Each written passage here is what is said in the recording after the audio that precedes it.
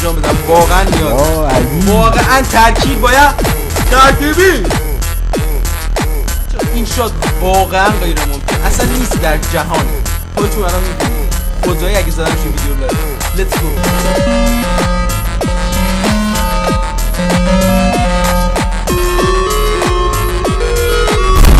بابا بنازم، بابا یه شایی یوتیوب بچه های این اینستاگرام این ویدیو رو حتما لایک کنید چون قراره 720 درجه شلاقی بزنم.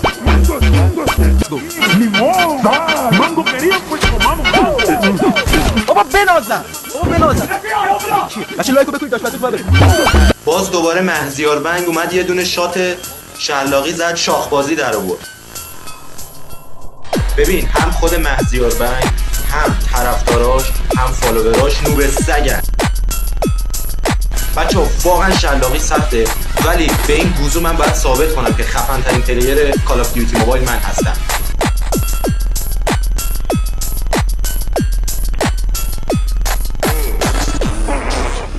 بریم به عشق ویوبران و فالوورای عزیزم یه شات پشمیزون بزنم.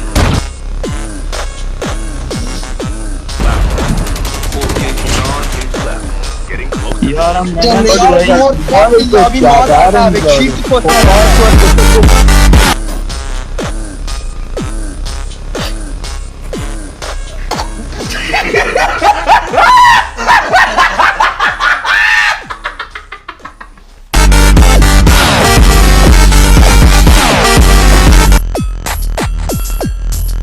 ادعایی ندارم، خاک پاتونم هستم.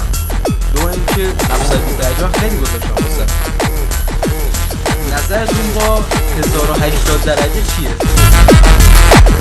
1080 درجه قرار رو هوا بچرخیم و با اسنایپ طرف رو هوا بزنیم. این ویدیو رو حتما لایک کنید. پرچم ایران بالاست.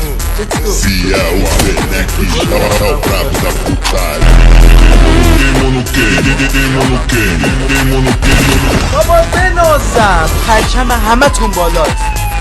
ها؟